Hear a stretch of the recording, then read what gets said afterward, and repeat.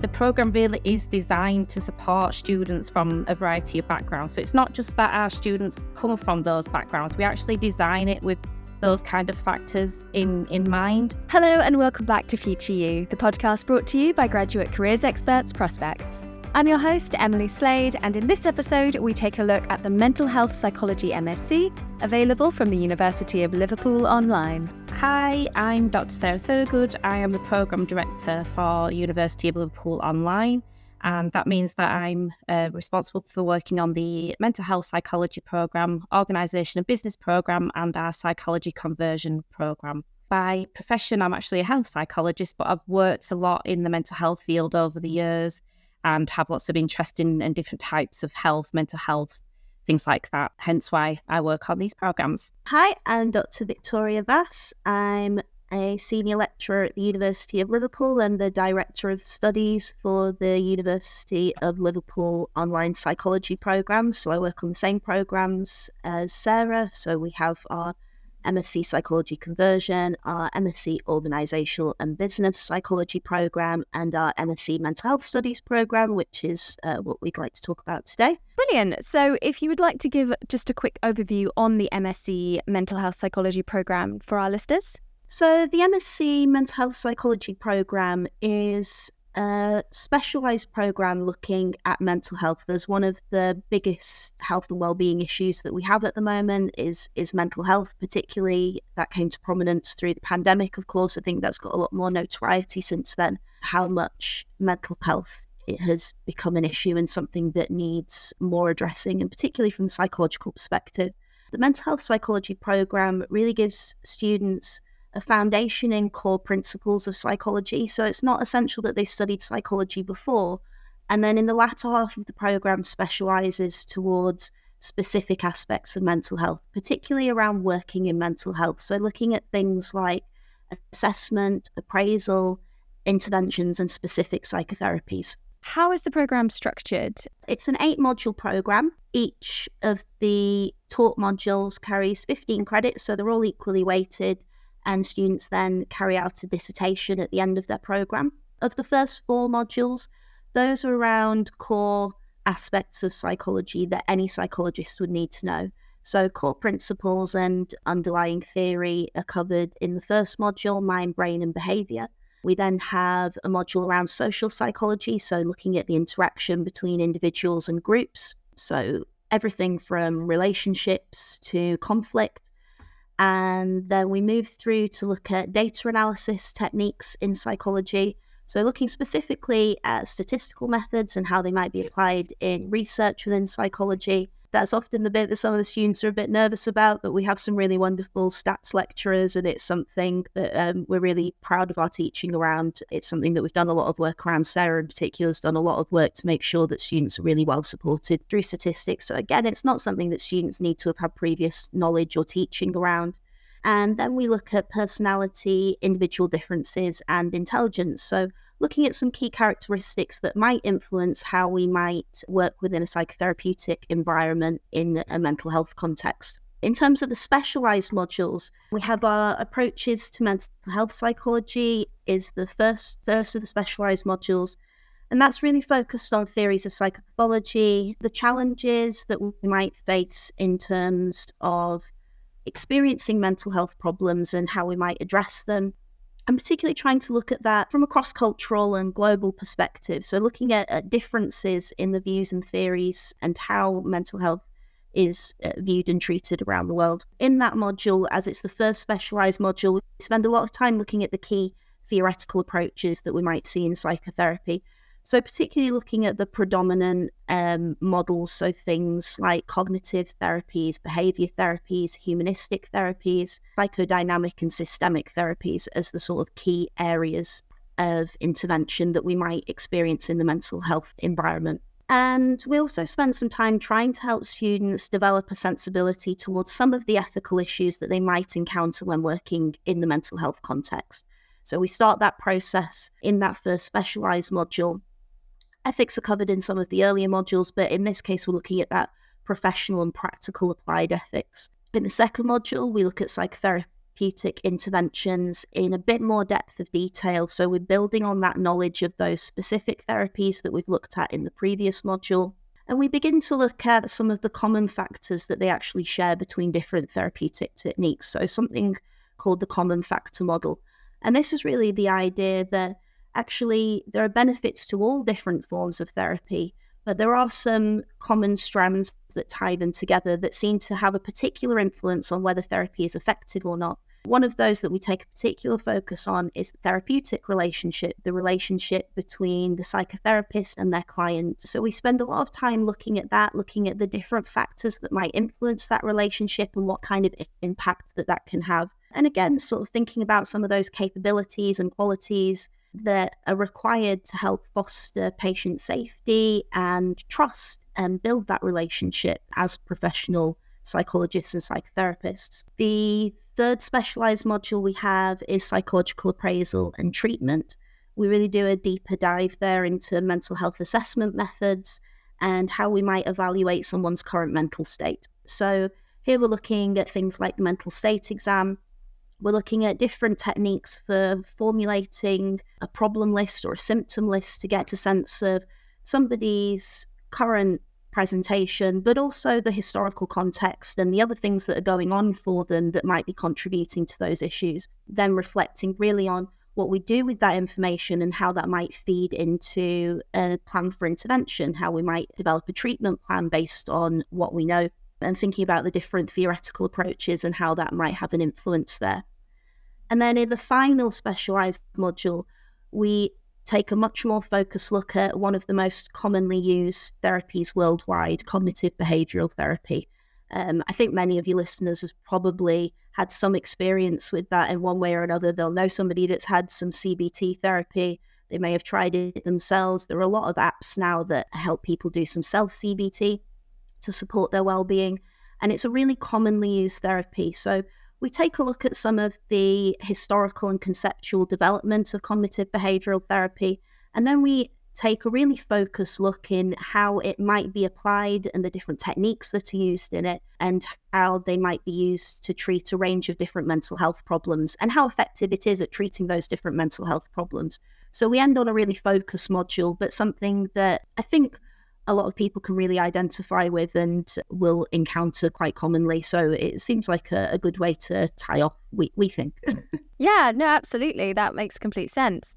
So in terms of practical skills that the students could be equipped with through the programme, what are we sort of looking at? Yeah, so in terms of practical skills, I suppose they really fall into two main domains. So we are a Russell Group university, and that means that we're one of the top producers of research in the UK. Because of that, we always have a strong focus on making sure our students develop good quality research skills, and we embed that throughout all of our modules and all of our programs.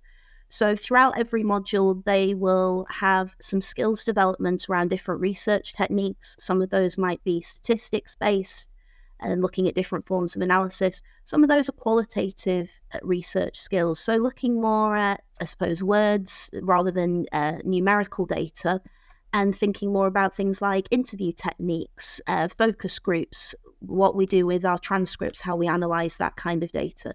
So a range of different types of research methods in terms of that. Also looking at things like the ethics process for research. But then that crossover into some of the professional skills in terms of clinical work. So looking at things like different cognitive behavioural therapy techniques, how they might be applied in different situations, looking at things like our professional ethics, working through some role play scenarios in terms of particular dilemmas that we might be presented with and how we might resolve them. And also thinking about practical skills in terms of things like psychological formulation and how we might map out somebody's issues and work with those to develop an intervention plan. So we try to cover a range of both research skills, which are highly transferable into a lot of different domains, a lot of different contexts where students end up using those, and, basic study skills such as, writing, critical evaluation as well, of course, but also those professional skills that relate directly to working in that mental health context. As we know, many of the students that come onto this programme are thinking about moving into working in mental health. And at times, we also have a number of students that already work in mental health in one way or another and really want to look at taking a deeper dive and learning a bit more around it to support their work. Absolutely. So what makes this course unique? Why should they come and study here with this MSc? I think there's a few different things. We're fully asynchronous and online, and that means that if you're somebody who has a family, who has care commitments, who is working full time, this is still something that you can do for yourself in your own time. You're not required to attend live lectures. You're not required to be online and working on something at a particular time. You have deadlines, but you know them in advance, and you can fit your studies around how you need to be able to study to be able to get it done. Actually, for that reason, we have a lot of people from a range of different diverse backgrounds. It's a very diverse cohort of students, as well as students studying from all over the world. We have people from really different backgrounds, some people who are in full-time work, some people who are full-time carers, some people with physical difficulties or disabilities. And this is a way of learning that is much more accessible to many people. So I think that's a real strength of the programme. The fact that we're a Russell Group university means that the content that we've produced is research connected, it's research driven. We're using the findings from the research literature that are recent and relevant, and that's what we're interested in. We don't want to teach you theory from 50 years ago and not tell you what's at the cutting edge today. And the beauty of the online programs means that we can continually update that in a way that on-campus programs can't. So I would say that's a really key strength of it. In addition to that, it means that you have people who are active researchers and active clinicians in the field who are developing this content, who are developing the learning materials. Some of our modules on this program have been developed by clinical psychologists working in the field, by mental health researchers currently working in the field. And that brings a different element to the materials that we're presenting you with. And I think that those are some real strengths of our program, as well as the wonderful support that we have, the wraparound support. We get a lot of really positive feedback about our student support services and our staff on the programs, because they're people that are really genuinely invested and interested in mental health and in supporting these programs. So yeah, I think there are a lot of reasons. I hope there are a lot of reasons that people would want to come and study on these programs with us. Fantastic. How does the program support students' future careers and their employability? So as I said, we've got a lot of students that are already working in the mental health context, and for them it's really about advancing their knowledge. So perhaps developing some additional skills that they haven't had the opportunity to develop in their current roles, particularly around some of those research and transferable skills, some of those more academic skills, particularly perhaps if they are thinking about going on to do further study beyond this. So for some of our alumni, we know that they move on to doing PhD or to moving into some of the professional pathways within psychology. Perhaps they want to become clinical psychologists, for example. So for them, a lot of it is around developing those academic skills and study skills, but they would prefer a focus on mental health to keep it aligned to their interests. For other students, they're really coming at it more from the perspective of considering whether they would like to work in mental health in the future. They may have had personal experiences of mental health problems themselves or friends and family, and they like to learn more about it and understand it, potentially with a view to working in the field in the future. For them, it's really about helping them get focused and specialised knowledge around mental health, perhaps being able to reflect and understand some of their experiences of what they might have experienced in different mental health contexts, but also looking at some of the practical and professional skills and ethical responsibilities that practicing psychotherapists and psychologists will engage with. So thinking more about some of those skills around assessment, formulation, and delivering treatments. So really it depends on the different students and what it is that they hope to get out of the programme. But we also have a range of broader career support beyond the specifics in terms of the teaching on the programme. We also have a careers hub with an awful lot of resources to help students develop their CVs, develop applications, look for work experience. And of course, we also highlight the transferable skills that students are developing on each module so that they're able to identify what it is that they're learning and how it might help them in the future. So we do try through a range of different approaches to help develop skills. And of course, students do often get in touch with various members of staff when they need specific help, potentially with applications, potentially with making decisions about their careers. So that's something that a lot of our lecturers and program leads, like Sarah, for example, are happy to provide.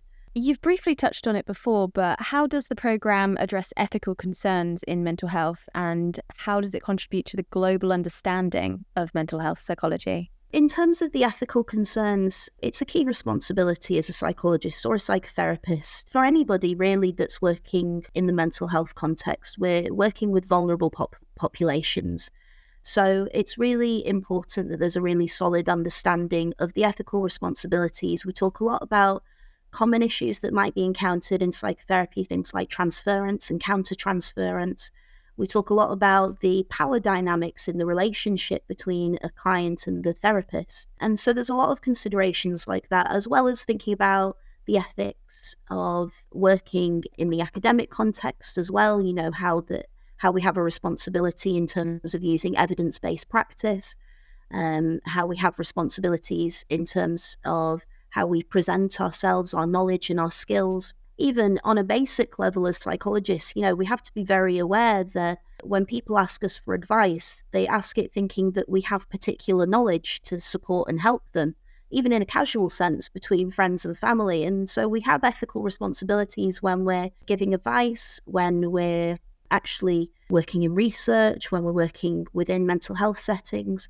And there are a lot of different challenges that people come to face and a lot of different ethical dilemmas that people come to face in those different settings. In terms of the global understanding of mental health, our students really benefit from the fact that we have a very multicultural and diverse student body. We have students on the online program studying from over 100 different countries across the world, across our different programs, and that makes it a very rich and exciting environment to learn in, where people are sharing their different experiences, their different cultural backgrounds, and their different understandings of mental health and the other subjects that we cover on the program. So we always have opportunity on each module for discussion between students. We have discussion forums in each module to help encourage that peer-to-peer learning and sharing of experiences. We often build in the cultural elements into assessments to ask people to reflect on their personal cultural contexts and think about how they might have an influence in terms of how they perceive mental health and treatment, but also, you know, where there may be differences in terms of access to mental health and treatment, thinking about countries that are more deprived and maybe don't have the same access, and how we might utilize different resources and provide different forms of intervention to support access and increase accessibility to mental health care. So we look at it from a range of different perspectives. Another important aspect of that from our perspective is utilizing theory and research that comes from different parts of the world, that we're not just relying on a West-dominated perspective, but we're actually trying to bring in theory and knowledge from other parts of the world too. So there's lots of ways in which we try to encourage that, and that sort of global citizenship has been a strong tenet of learning at Liverpool for a really long time. So it's something that's very much embedded into our programs. Who is the ideal candidate for these programs? So that's over to me then. I'd say that it really is important for somebody to have passion about mental health and psychology and the desire to improve their own knowledge and further their career in this area. So as Victoria already mentioned earlier, quite often people want to study this because they've worked somewhere in healthcare maybe, or an organisation that's touched on mental health things. So for example, we've had people that said they were a workplace coach in a sort of more of an organisational setting, but that really gave them interest in wanting to expand their knowledge on mental health issues and get some formalised training. So it could be somebody with a passion for mental health, like I said, or somebody that's working in an area that sort of touches on it, but they want to go further into that and explore that and potentially move into a mental health based role in the future. we often have a lot of students who have experience of their own mental health issues or a close family member or friend, and they really want to understand what goes on behind the in the brain and the makeup of the body that might be encouraging mental health or situational type of mental health issues. So there's lots of different people that come with that kind of interest as well. So it's driven by a personal interest in mental health, and that's fine too, because again, it can drive passion for wanting to get answers and find out what's going on in the field of mental health. And often people that have experienced their own mental health issues, they do want to then support other people. So like Victoria mentioned earlier, getting that ethical knowledge of how to deal with people and how to answer questions about mental health is a really good thing that they can get through doing a formal professional course like this one at master's level. So yeah, I think that it would really appeal to a lot of different people with professional or personal interests in mental health psychology. Yeah, definitely. I think one of the important things to say about it is that there's no onus on students to have any sort of psychology background before coming onto the programme, although it's master's level. Because we cover those core areas, we make sure that students all have a solid grounding before moving on to those specialised modules. So, we have students with all sorts of different backgrounds. Some students that have been to university before, some students that haven't been to university before, and maybe are coming in with workplace experience instead. Yeah, 100%. That's fantastic. So in terms of the types of careers that these students are then going to pursue, what are we looking at?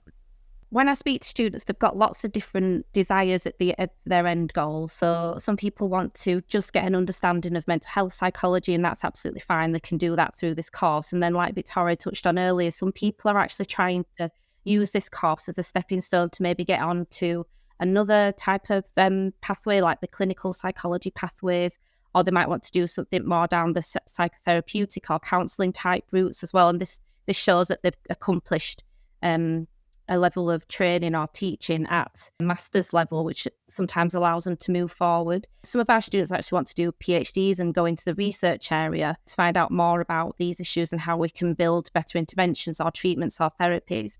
So there's lots of different things I think that students come to this course wanting to do, but they can move into a variety of mental health related roles. Victoria touched on earlier that there's lots of transferable skills from these courses. So things like evaluation skills, data analysis skills, both in the numbers and the word type analysis that Victoria mentioned. But things like report writing, as well as things like building and using evidence-based practice, these are all things that are really valuable to the mental health workforce. So I think that these are what the workforces are looking for, these type of skills, and that's why we teach them on this course. We also do the research and ethics type training, and that can have a strong application to a lot of different types of roles, even if they decided they didn't want a psychology role necessarily. Having those type of skills that I've mentioned there could be applicable to lots of different types of work and a number of different workplaces as well. But because mental health is such a common issue nowadays, I think that having that knowledge is really desirable by a lot of employers. Like I mentioned, somebody came as like a workplace mentor. So having that background to do that kind of role within the workplace is something that this could really support, as well as people working in maybe HR or some of the other types of people-based roles, and having a strong knowledge of the issues surrounding mental health. But the core psychology foundation modules that we provide can also support with that.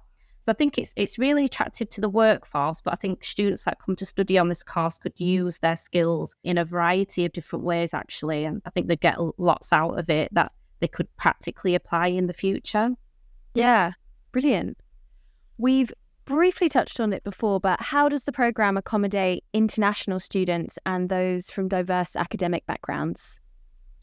Yeah. So I think Victoria mentioned this a bit earlier, so I'll just add what I can to it. But the programme really is designed to support students from a variety of backgrounds. So it's not just that our students come from those backgrounds. We actually design it with those kind of factors in mind. So the course is fully online. So location isn't an issue for us. So you wouldn't have to struggle to get to a campus and things like that, it can be an issue for people like who have families or caring commitments or are working, because, you can't always go into university on a set day if you're working. But also if you've got a health condition and things like that, that might be a barrier to get into a campus space. We don't have that issue because it's all based online. Victoria mentioned earlier about the course being asynchronous, and basically that means that we don't run live elements to our teaching. So there's not a lecture at a certain time, don't have to attend a seminar at a certain time and get sort of registration marks for attendance, things like that. All our materials are online all the time. So students from any time zone across the world can actually log on when it's suitable for them and have a look at all the materials there. So it means that it's very equitable. Everybody's getting the same opportunity. It's not that people who attended a live session were able to get extra information. That doesn't exist for us. Everybody gets the same information, and it's on the virtual learning environment at all times. So I think that's a really, really good way that we can accommodate international students, but also lots of different types of students as well. So we do have a variety of teaching methods online as well, and those also suit different learning styles and needs. So we have different assessments, different learning styles, written assessments, online presentations, and they're even run in such a way that if students don't feel confident presenting live, we can do that in a different way so that students don't have to do some of the things that they're not comfortable with. We do have discussion forums so students can meet each other online. But one of the main things that we do to try to make sure that we accommodate all different needs and backgrounds is we provide timely, tailored feedback to all our students. So we generally try to aim to give feedback within 7 days, and that's tailored specifically to that student's work. So you don't get this sort of copy and paste feedback style. We're asking our lecturers to really take time over that individual student and pick out features that they can improve and pick out features where they're doing really well so that they can apply that for the future. So having that sort of tailored approach to individual students is also another way that we can accommodate people from different backgrounds, different cultures, and different international students as well. And also it's key to say that we don't have any exam condition assessments. So if people don't like exams, our approach is all assessment based. So there'll be a number of small assessments that add up to your full module credit, but we don't have any exams where you have to sort of time yourself and have exam conditions and things like that. So I think that's a real plus point for people who don't like studying that way. Mm-hmm. So there's lots of things we can do to support the students and accommodate international and diverse backgrounds. Yeah, fantastic. How are students supported throughout the programme, both academically and personally? Yes, so in terms of the support that we have for the students, we do have numerous types of support for our students actually, and it comes across things like academic support. So we have people like myself, the programme director, who are managing the day-to-day operations of the programmes. We have roles like Victoria, who is the director of studies, managing our academic quality and our curriculum to make sure that it's as best as it can be. But we have the lecturers who students deal with day to day. So they'll be sort of the face of the modules and the people to go to for questions about the materials and also the feedback, like I mentioned earlier. So they're really key because they're sort of there day to day with the student, taking them through the journey. We also have 2 programme coordinators who support the day-to-day operations, but they also are there to answer queries and questions and issues and things from the students. They also support our lecturers with students as well. So sometimes students go to them with a question that they're not sure of. So Lydia and Eleanor are actually there to help support the lecturers and answer those type of day-to-day questions. We also have a large dissertation team, and they're there to give guidance and support when the students are conducting their final piece of research. And they're there with their academic background, experience of different research methods and topics, and how to guide around the ethical considerations that can sometimes come up when we are conducting the research. So that's sort of like a summary of the academic type of support that we have. But we also have a psychology student support team, and they can deal with any issues that you're experiencing, really. So they triage the issues via email usually, and they send those queries out to the correct team. So it could be a learning technology team, there's an issue with the virtual learning environment, or it might be the students having an issue with their study plan or an experience outside of studying that's impacting on their performance when studying. So they're there to support with things like extenuating circumstances, work that's been submitted late, and any other course concerns. but they're there all the time to support with anything really. So they're a great person to go to if you've got any type of queries. We also have a dedicated disabilities team, and they provide support to students who come to the programme with additional support needs, and they help to put reasonable adjustment plans in place so that the student can get the best out of their study experience. And there's lots of different things we can do to support students, and the disabilities team work one-to-one with the student to identify adjustments that are personal to them. So it's not like a one-size-fits-all. They do try to tailor that approach to each individual student. The other really great team that we have is the study skills team, and they're there really to provide some academic support, but they support with things like academic writing skills, referencing, paraphrasing skills. But that support is for all students. It's international students across the world. Anybody can access this. It's not about English language, but they can support with English language skills as well. But I always say it's more about learning the academic language. So that cuts across everybody really, because that can be a new language to everybody, learning how to write that way. So there's loads of support sessions that they run on different topics as well. So students can tap into those, but they can also book one-to-one sessions as well. So there's so many different support functions that I've not even mentioned, like learning technology support that we have that help us to create the excellent lecture casts and online materials that we have for the students. And we have an excellent admissions team that take the student right through to enrolment and starting on the first day of the programme. So there's lots and lots of people there to support people in the background. But there's also the university type support services as well that are available to the online students as much as they are the campus-based students. So there's a large library team with people providing statistics support, guidance on how to use the library, maybe how to do a literature search, and lots of different library-based skills. And they also do a lot of sessions, group sessions, but you can book one-to-one with postgraduate students who are experts in different things. You can book a session with people to go through a stats issue or things like that. And our students absolutely love it. They really love that extra sort of one-to-one support. So there's so much support, but it's just our job is to make sure students are aware of all the different support that there is, and that so that it's easy for them to access. Yeah, definitely. Could you explain how the online induction module helps new students transition into the programme? Yeah, of course. So all of our students complete a 2-week induction before starting on any of their main modules. So here we sort of welcome the students to their programme. That gives them information about the programme structure, the modules they're going to be studying. But really we're trying to introduce them to this potentially new way of studying, which is navigating the virtual learning environment, studying online, that kind of thing. It's key really to allow people to have that 2 weeks, because quite a lot of people are either returning to study or they've never studied online before. So we're giving people 2 weeks to sort of navigate the virtual learning environment and find their feet with things before then starting on the modules where they're credit bearing.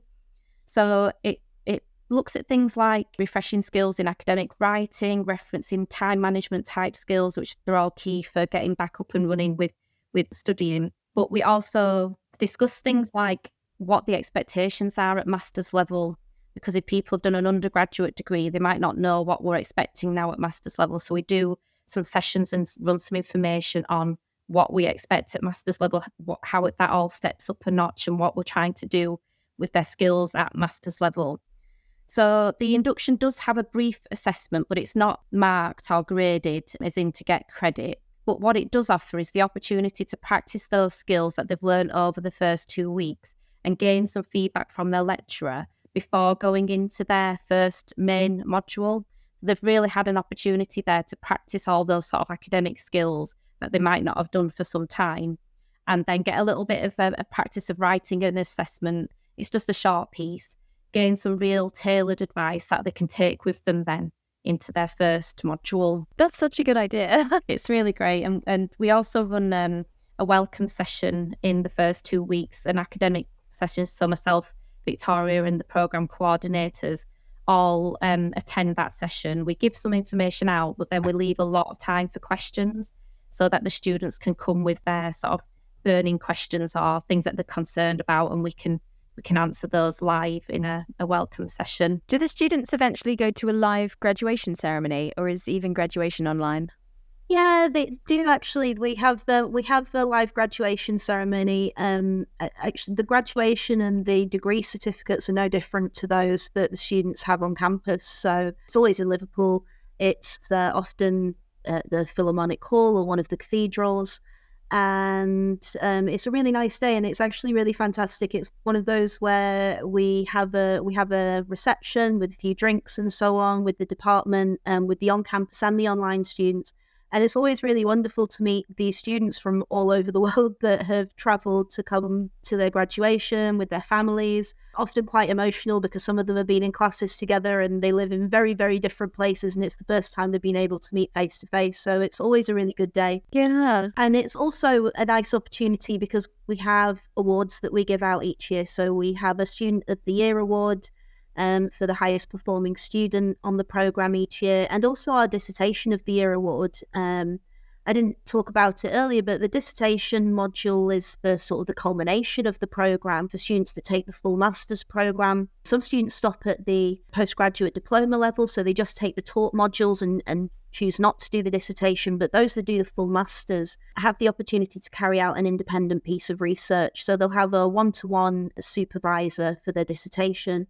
They'll choose an area of mental health psychology that's of particular interest to them and design a study right from that initiation point, that initial idea, designing it, putting together a proposal, getting feedback on that, taking it through to ethics, getting ethical approval, recruiting their participants, collecting their data, writing it up. And actually, we have some fantastic success stories from that. One of my own students has got some wonderful news today that their dissertation work's just been published in a peer-reviewed journal. So, we get some really fantastic pieces of work, and it's a great opportunity for publication for students that are interested in doing that. Yeah, brilliant.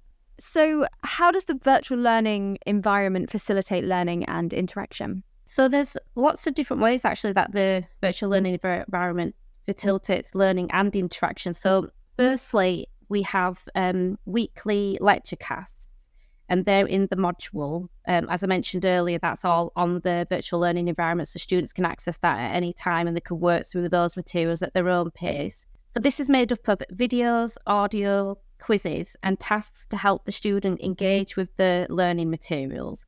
We also provide reading lists so that the students can have some set reading to look at, but we're very clear in which of those are required and which are optional, because we know that our students don't always have loads of time to study. So we do little things like that to just help people to prioritise their reading.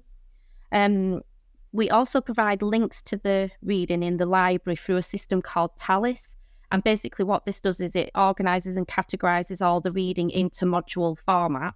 And then the students can basically put the module ID in and it'll pull up all the reading for that module. So some of our students, and I do get this question, can I have the reading for my next module? I want to get started and I want to organise myself. And so yeah, of course, just go to Tallis and put your module ID in and it'll show you the reading for that module, and that's available all the way through the course. So even at, module 1, if they wanted to look at the reading in a module later on, they can actually do that with some of the technology that we've got built into the virtual learning environment. So that makes it easy for the students. It's there and the links go straight through, so they don't have to spend a lot of time searching for references themselves or trying to work out which journal it is and going through the back way. We make all that easy and it's already there for you in set reading lists. We have discussion forum assessments, and we've planned the modules so that there's about one discussion forum in each of the modules, so that there's that opportunity to engage with the lecturer and the students. Like Victoria mentioned, the students are multinational and global, so you're interacting with students from across the globe really, and having those discussions about mental health issues with a range of different students from different backgrounds. So I think that really does build in that interaction, that global experience, that building of mental health knowledge from lots of different angles. But as I mentioned earlier, we are really active with our feedback and apply those feedback points to the module. So I pride myself in being very responsive to student and lecturer feedback. So if a student does happen to say to us, oh, there was a broken link, or the reading wasn't available, or I didn't really understand that question, we actually take that seriously and we go in and have a look and see how we can improve those things. I think Victoria said it can be quite different to a campus base that sometimes refresh things maybe once a year. We can do things like that within the click of a button. Some things take us longer, some things take further approvals, but if it's something that we can change quickly, we change it quickly. So it means that things are up to date, things are working. If students identify things, we take that seriously, and we really want to make the programme the best. So I encourage feedback from the students. I want them to tell us if there's a problem. And the same with the lecturers. If they get a lot of feedback from a student or a cohort that said, oh, the students didn't really understand that question, we go in and we have a look at the wording. We make sure it meets the learning outcomes and that it's understandable by the students. So there's really lots of different things that we do to facilitate learning and interaction. Some of the key things to say is about things like the module length. So the modules are all 8 weeks long, other than the dissertation, which is longer. That's actually 40 weeks. But we cap the classes at 20 as well, so that there is that interaction in the discussions, and so that the lecturer can spend time with each of the students across the module. So there's not loads and loads of students that they need to fit in. They've just got to manage the 20 students. And if we get more than 20 students needing that module, we actually open a new class. So sometimes we have 5 or 6 cohorts of the same module running at one time to maintain that level of class size. And I think that's really good because it means our lecturers can focus on the feedback I mentioned earlier, that tailored, really rich feedback that the students get around their improvements and what they're doing well. And if we had too many students, they wouldn't be able to give that high quality feedback that we're looking for.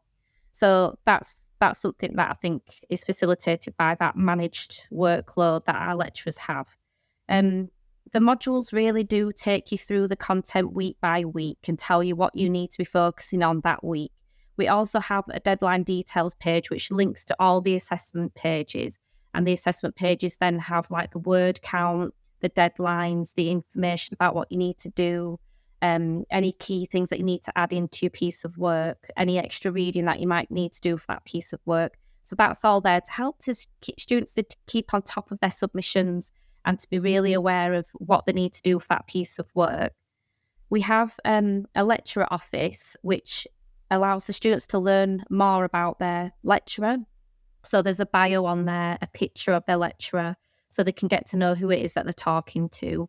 There's a live Q&A page, which is like an online discussion rather than a live seminar, but it's live so that students can actually post messages on there to the lecturer, but they can see each other's responses. So it adds in that peer element of learning, because a student, for example, had an issue on using something on Mac, but another student had solved it, and they were able to share the solution with each other before the lecturer could even get to the question. So it's a really good way of allowing the students to have that interaction, but the lecturer can keep an oversight of the type of queries the students are having. You can also contact the lecturer through different forms as well as that Q&A. So we have a Zoom room that they can meet one-to-one or in small groups. They can send emails, and we have dedicated office hours throughout the week. But I know that our lecturers do flex that as well to meet different time zones. So if a student can't meet that particular office hour, we can amend that time for students to meet at a different time to make sure they do get that one-to-one live time with their lecturer. And also we provide things like a module resources page. So that's often personalised to that particular module. So for instance, in some of our data analysis modules, we've got some videos and extra resources to do data analysis, some additional resources. But then in most of the modules, we have guidance documents around what's in the module, marking criteria, access to the reading list. They're sort of a standard, but we do try to personalise those module resources pages with extra information depending on what we know the students might need in that module. So I really do think there's a lot of different ways that we facilitate learning, but also encourage that interaction between the lecturer, the students, and also the students to student as well. So I'm hoping that the students enjoy that sort of interaction and learning that we can offer online. Yeah, definitely. Well, thank you. This has been a really in-depth, valuable look into the course. If people do want to find out more, if they want to start applying, is there places that they can go? Yeah, so I would say that the most up-to-date information on the course would be on our website. So we can share the link to the website. But on there, you can do things like download a prospectus, find out more about the course and the specific modules as well. So it gives you a little bit of an overview of each of the modules on the programme. You can have a look at things like the entry requirements, the fee structures and funding options.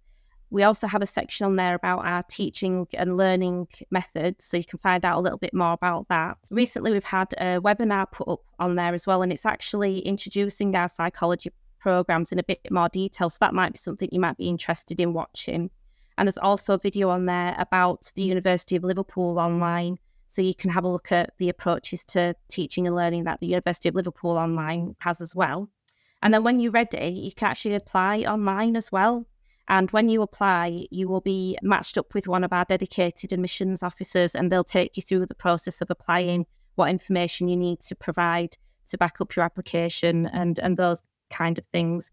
So yeah, I'd say go to our website and you should find lots of information there on the mental health psychology course. And then when you're ready, you can apply there as well. Perfect. Well, thank you both so much for your time today. Thank you for having us. Oh no, thank you for yours. It's been great chatting with you, Emily. Thank you. Thanks again to Sarah and Victoria for their time. For more information on the Mental Health Psychology programme, you can check out the show notes below. If you enjoyed the episode, feel free to leave us a review on Apple or Spotify. For a full-length video version of this episode, check out our YouTube channel at FutureYouPod. Thank you, as always, for listening, and good luck on your journey to Future You.